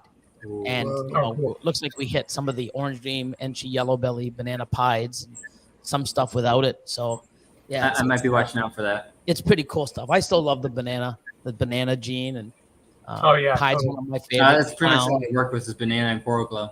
Yeah. I love those jeans. Yeah, no, they're awesome, man. And people back in the you know what? It's gonna, no one's gonna want it. It's gonna crash because there's so many. Banana, like legitimately every You table just I make talk bananas, to, yeah. Yeah. No They long disappear. term, It's crazy. They're still one of the hottest sellers. People come in, it's like, hi, do you have any $150, $200 animals? Oh my God, what are these? Oh, bananas. Oh, I love the name. They're so awesome. I love the colors. Sold. Gone. People's mindset so small and limited. It's sad, So I mean, Yeah. you can even look at that with pastels. Some people are like, I've been talking to people before where they're like, oh, don't put pastels at your table unless it's got like heads or something. I talked to a dude. He works with Desert Ghost pastel stuff like that. Love He it. originally told me he sells me. He's like, dude, I have sold more pastels than I sold Desert Ghost this show. I'm like, it's well, incredible. because of the price, probably. That too. But And yeah, I don't blame that. it is a nice, but I mean, like any gene has its, limitations. I mean, there's stuff in, you put pastel, it ruins it. And there's other stuff that you put pastel in it and it enhances it, or it adds, pattern and color, or, depending on the genetic that you're putting it to, or the genes involved. So everything has its ability and power. It's just you got to find out where and its limitations. Exactly. And what I does wouldn't write good with anything what? off. So people wrote G stripe off. Look at it in clown. Look at it in some of the combos coming out now. It's like, Or even the G Stripe freeway projects or highway projects. They're Yeah. so I have something incredible. coming from Billy in that project. Corey's got some good snakes coming out here. yeah, he's got a few on hold here. Yeah, he definitely does. That's like I didn't really think much about freeway until Corey got into it and started telling us about what he's getting from you, and we're just like, wow, it's gonna be a big project, and it's incredible because you don't think about it, and you're like, okay, yeah, down the line he's gonna make this, this, and this, and that's all more power to you. It's amazing animal, and hey, if you can grow that project out, you might be able to make something that someone else hasn't. 100%. Exactly. And that's the thing. People try to write stuff off because it's like, oh, I'm going to make more of these that, Justin did. And Justin's amazing at what he creates and what he does. And, the animals that he has out there and shares the genetics to, of course, we all want to make. Red Stripe with Pompeii. No one would have thought that. Yeah. But there's so much stuff that you can utilize that and still take it to different directions. You don't always have to follow the same path. But it's like, wow, look what Red Stripe did to this, or look what Pastel, or look what Spot Nose did, or look what this did. I wonder if it did that to this. What happens if I take that and put it into something different? Experiment, find out, take it to a different direction. And if it does, then it's like, wow, you've created something else. Now people are going to follow your lead, or you're going to give them inspiration to go, oh man, I'm already doing that. That actually is really awesome. But I'm also doing it with this. And it just creates new creativity. Yeah. It's pretty cool. It really does. There's just, honestly, with this whole community, don't ever, or breeding, I should say, not community, but don't ever doubt something. If you think, hey, this might go good together, give it a try. You never know. Yep. Yeah. I mean, Gargoyle Freeway. there you go. I'm ready for it, Corey. Or you gotta make something really good with those freeways. Awesome. No, it's just there's so much to do in this community, and there's so much, like we were talking about earlier with the different species or morphs, whatever. There's always something new, something to love about this community. There's going to be those bad sides, but there's going to be those amazing sides. Yeah, I think people would rather be, somewhere where there's more positive stuff going on than negative, and that's why a lot of people left Facebook to come to Instagram, and now you're seeing that stuff come. And that's why a lot of the guys too, like, Justin, Miguel, myself, a few others. I mean, I sort of, started Patreon like two and a half years ago. And, now some of the other people that are on it see the power of it, because now it's a more, you can be more vocal on that platform. And the people that are on it, that are your Patreons or your members or your subscribers or your supporters, they're there to get extra benefits and not deal with those people and the trolls and the negative people.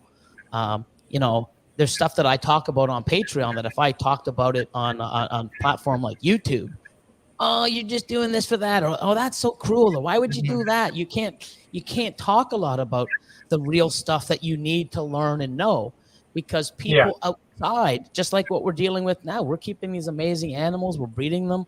We have a captive bred society that's selling these animals, and we're not pulling them out of the wild because they're not even thriving in the wild, because they're, that's pretty much destroyed environments and the stuff that's out there. So we're doing things, and when we do it on Patreon, the people already know what to expect. They're there to get this type of information that you can't just go on and say on a normal platform that's open, because you get people freaking out. You get people commenting like, hey dude, get off the crack cocaine. Like, I'm hyper, I have ADHD, I'm excited. It's not crack, man. You know what I mean? Like, wow, people. I don't get any. I don't think I've probably posted 500 or 600 videos, podcasts, what do you call it? Anything on like posts over the last 2 or so years of Patreon. And I don't think I've got anything negative. Oh, Nothing. Sweet. I get 4 or 5 thumbs down, all that bullshit. Like, I have a video that hasn't even, it's 3 minutes in. Hey, everybody, Billy from Mutation Creation, giving a shout out to somebody, thumbs down, piece of it, whatever. It's just the people that troll. That's the negative people, right? And the thing is do you want to be in a space where you have to like watch and be around these type of people? No, that's why people go to a Patreon. It's more family oriented. It's tighter. It's great. You're getting the real information. I don't have to worry about offending somebody or somebody going, oh my God, that's so cruel. You're there to learn, and this is what you're there for. And, you don't want to be sitting there being a part of it, going through the comments like, hey, man, this is great. Oh, blah, blah, blah. This sucks. You guys are pieces of shit. Like, wow. Like, then people are taking that positive experience of learning and enjoying it. Now they're fighting a guy that's just, why waste their time with this piece of, Yeah.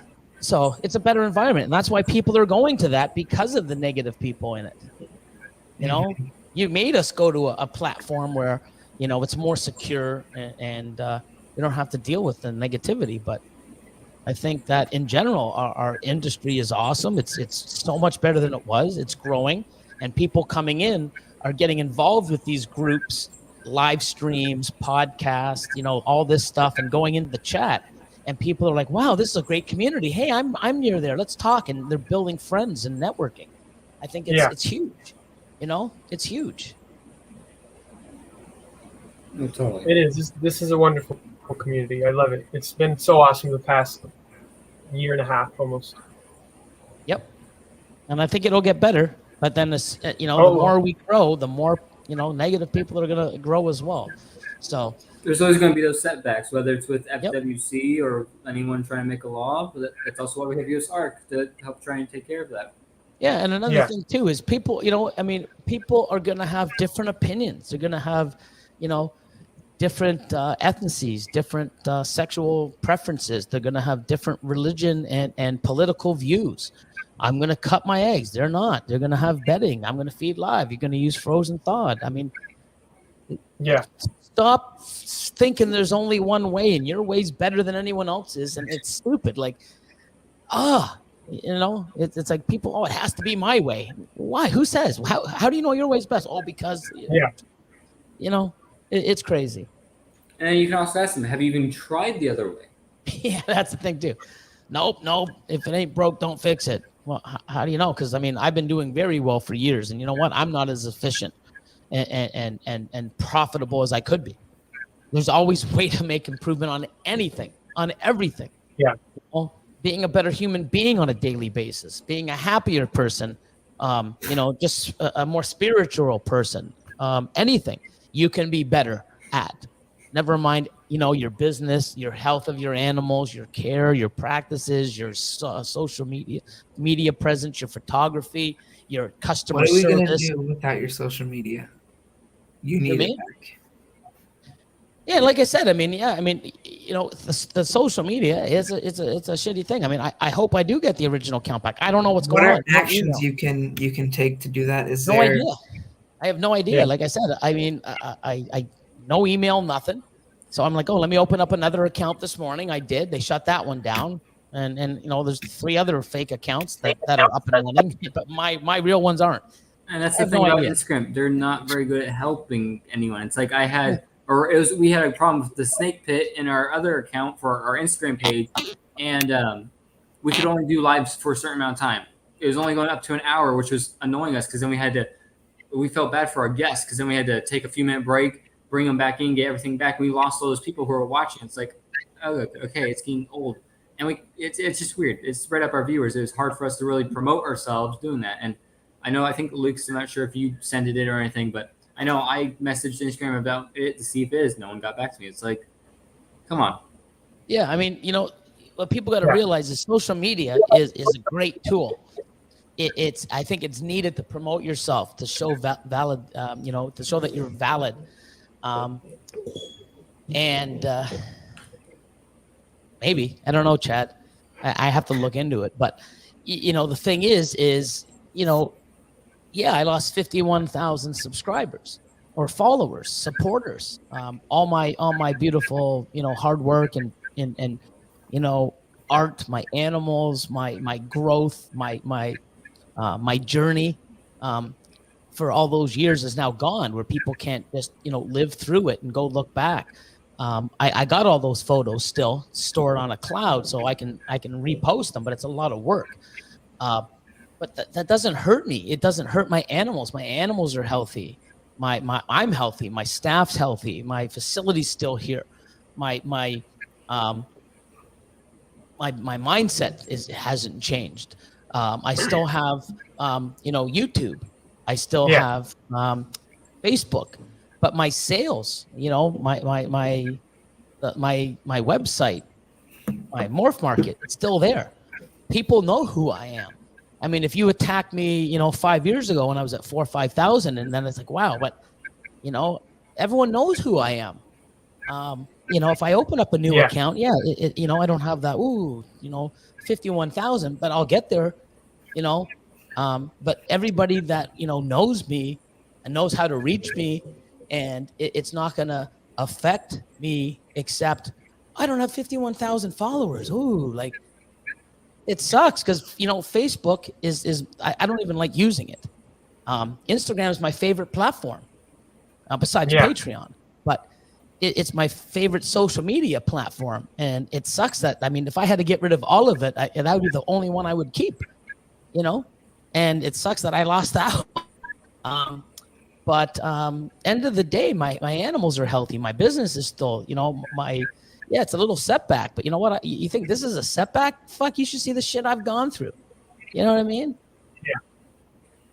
This is a little hiccup, man. This is a little stone that I just sort of walk over briefly and nothing, Exactly. So it just sucks. And, it's just sad. And it just shows you how sad people are, that they're going to waste time doing this and making up accounts and scamming people for little money, when if they put that effort into their animals and themselves, their belief, educating themselves, you could do well. I could be a POS scammer too, but I guarantee you I wouldn't be making what I'm making now. I guarantee you I wouldn't be as happy as I am now. I guarantee I love being known. I can walk into any reptile expo in the world and everyone knows who I am. But yet you're a scammer. You can't let anyone know who you are. Yeah. You know what? You haven't. Exactly. Man, you know what? Put your time into being something good, and put your time into yourself and to your animals, or educate yourself. You're wasting time doing something that ain't going to affect anything except numbers on my fucking account, which I can obtain again. You know what? I feel sorry for people like that. Like, they think, oh, look what I did. That's okay. Watch me now. It's sad. That people, that's what they do with their life and their time. It's really sad. And, you got to sit there and know when, you're in a bad place. You had a bad season. You could be this guy. Makes you feel like you're on top of the world then, Yeah, So. yeah. Totally. Let's see here. What we got? But no, yeah, there's so much, but let's try. My brain went somewhere else for a second. Where the heck did it go? That happens to me all the time. I space. There are times where I space out or so just much. because I'm all over the place. Dude, these guys get annoyed with me because freaking I will go in our group chat and do the voice message thing nonstop because I hate texting. So yeah, it's just like it's I don't know, but yeah, no, there's so much to talk about with this community. There's so much to go over because whether it's dealing with scammers on Instagram or accounts mysteriously disappearing, I don't know who that'd be, but there's always something. Yeah, but it's another thing too that we also educate ourselves with these people, like, and you've seen it on multiple, especially on Facebook and stuff in these Facebook groups. Big breeders or any breeder, you shouldn't be out there messaging or PMing people. Hey, you want to buy some snakes? I'll give you a good deal. That's a red flag. Don't be doing that. You know what? It's if a deal's too good to be true. I mean, people message me for my snakes. I don't have to go message them trying to sell them, and most people do that. There's a reason why we have Morph Market and we pay for accounts. There's a reason why we have websites, and there's a reason why we put our time into social media and stuff, so that we can show you guys and give you guys some reassurance that we're real. You have a guy that, hey, I'm Mutation Creation. His account's been 3 months and has 13 pictures. It's probably not Mutation Creation, and spelt the name wrong, or when they message you and they can't have proper, proper sentencing, and that doesn't even make. Well, what the, you got to read the sentence twice. What the? I guess did he just spell check it wrong, or no? He just can't speak proper English. He's a scammer, But do yourself some do yourself a favor and look at this stuff. Big breeders are not. We don't have time to message people seeing if you can buy our snakes. We're too busy making them and breeding them and feeding and cleaning them and housing them and enjoying them to go on there and try to solicit people to buy our snakes. Like, come on, Yeah, no. And I mean, heck, I've gotten those messages, and it's just like you sit there like, well, I get they're advertising this, but why aren't they advertising this on their main page? Why is it? It's like I've seen guys. I don't trust them. It's a message no matter what, especially if I don't know you well enough. But it's like I've gotten who it was, but someone relatively popular, and I messaged saying, "Hey, we have this for sale." Well, cool. Why is it not on your Morph Market? Because that's what I tell people. Yeah. Whenever you get those things, check their Morph Market, call them, see what's going on, because you don't know if it is them. If it is them, that's I don't know. It's a little weird, but no, there's so many problems with hacking and scamming and stuff like that. Yep. Yay! Awesome. Yeah, like I said, I mean, it's a little setback. I'll start it over, but you know what? It's social media is not a priority. It's definitely something that's needed. It's like an ultrasound. It's a tool. It's a tool to show other people that you're real. It's a tool to promote yourself. But if you don't have animals, or you don't have healthy animals, or you don't have care for your animals, those pictures are going to show it. You want to, they're number one. And they should be number one. Your customers should be number two. Like your animals should always come first, then customers. Now people are like, no, your customers should be first. No, they're very, very close 1 and 2, but my animals are always first. They will always be, I don't care. They will always be first.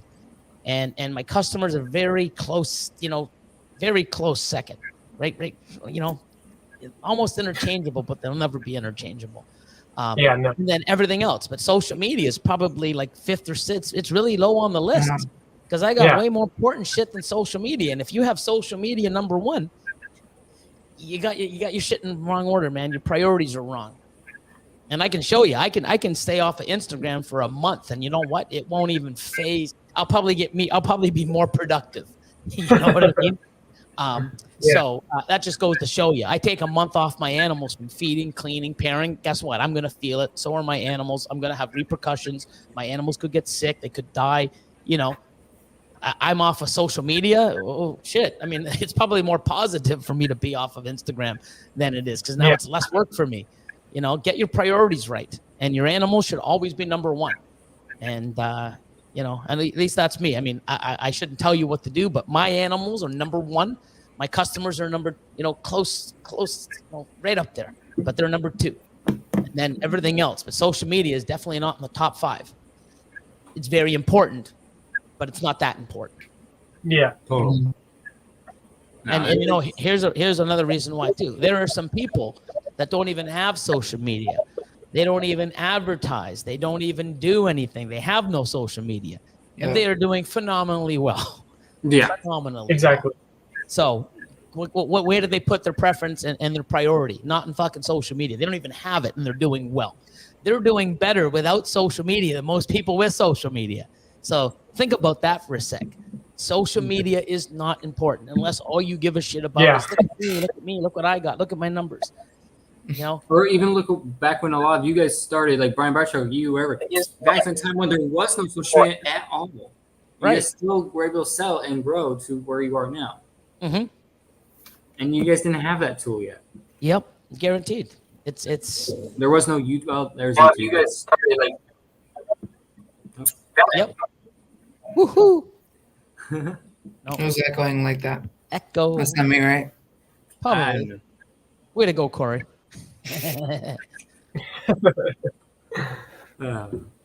There's so much to use tool-wise with social media, but it's not a priority. I mean, heck, I've done a 2-month hiatus where I just didn't go on it all. It doesn't matter if I lose or gain followers. I was just like, hey, I'm doing what I love. I come back every now and then, whatever. Yep. Yeah.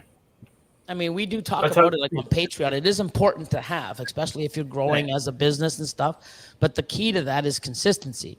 So if you can only put a post up a week, just make sure you do it every week. If you're going to do, there's no sense doing 5 in 1 week and then nothing for 2 weeks and then 1 here, 4 here, leave it for a month, then 7. You got to be consistent. And social media is work. It's a lot of work. And it takes a lot of your time on the daily. It definitely does. I won't lie, I probably spend about 6 hours just working on stuff on there. Yeah, it is nuts. I'm always on it. Like, I love looking and seeing stuff and commenting and posting and sharing. He's always on it, talking to me because I pester him so much. Yeah, well, it's funny because there's a lot of people too that I get back to every day or two, and they're like, "Man, it's like if you saw." Well, I can't show you now because I got no access to it. But I mean, I get hundreds of messages a day, and not only that, not only the messages. If I put a post up, and I get people liking or commenting or giving the 100% or the clapping or the love or whatever the little quick response is, I get 50 or 60 of those along the 100. Now I'm like, I got to sort, I got to open up stuff. It's like, okay, go in, there's a question.